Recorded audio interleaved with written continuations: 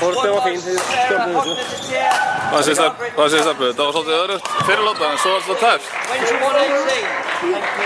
Svona smá kannski stressið okkur. Já. En við höfum þetta, þannig að, já. Já.